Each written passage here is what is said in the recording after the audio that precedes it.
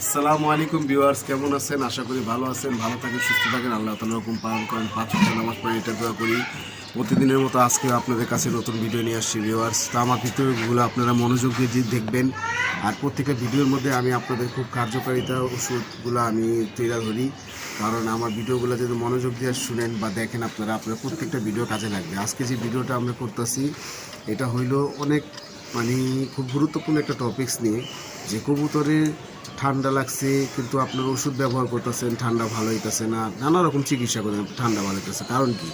কারণ একটা, আপনার কবুতরকে আপনি সব ধরনের মেডিসিন খাওয়াইতেছেন, সব কিছু দিতেছে, কিন্তু আপনার কবুতর সুস্থ হইতেছে না, কারণ আপনার কবুতরের প্রাকৃতিক চিকিৎসা হইতেছে না। প্রাকৃতিক চিকিৎসাটা হইল কি? আল্লাহ তাআলার কুদরতি সবচেয়ে বড় নিয়ামত। দেখেন, আমি দেখাই আজকে। এই যে দেখেন রৌদ্র, এই রৌদ্রটা দেখছেন আজকে কীভাবে রৌদ্র উঠছে। শীতের সময় অনেক কঠিন রৌদ্র উঠছে। আপনাদের আমি আগের ভিডিওগুলোর মধ্যে বলে দিয়েছি যে আপনাদের বলে দিয়েছি যে রৌদ্রের মধ্যে কবুতরকে অবশ্যই রৌদ্রে দিবেন। সপ্তাহে 1 দিন রৌদ্র দেন, 2 দিন দেন, বা মাসে 4 দিন দেন, বা আপনি 4 সপ্তাহের মধ্যে 4 বার দেন।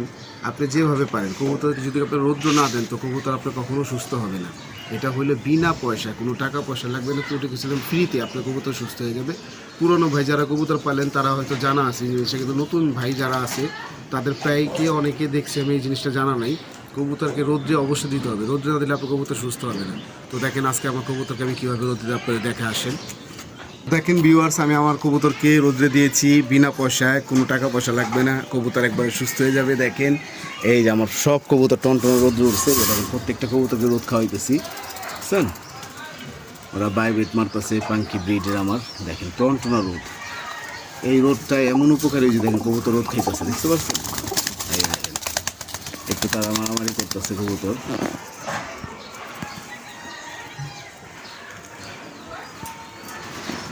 তো ভিউয়ার্স, আপনারা যদি কবুতরকে এভাবে রোদ্রে দেন তো আশা করি আপনার কবুতর সবসময় সুস্থ থাকবে, ভালো থাকবে। একটা জিনিস সবসময় মাথায় রাখবেন, এই জিনিসটা, যে কবুতর অসুখ বিসুখ হইলে আমরা ওষুধের জন্য পাগল হয়ে যাই, মেডিসিনের জন্য পাগল হয়ে যাই। আসলে মেডিসিনের মধ্যে আল্লাহ তাআলার হুকুম থাকতে হইব। মেডিসিনটাও সুন্নত, আপনি মেডিসিন দিতে পারেন কবুতরকে, কিন্তু ভুলেও এই জিনিসটা করবেন না। কবুতরের যেগুলো প্রাকৃতিক চিকিৎসাগুলো, এগুলোর বিরুদ্ধে কবুতর বেশি সুস্থ থাকে। আমরা অনেকেই কিন্তু কবুতর খাঁচার মধ্যে রেখে দিই, কিন্তু কবুতরকে একটু বাইরে রেখে না, রোদ্রে দেয় না। তো দয়া করে এই জিনিসটা করেন না কবুতরের সাথে।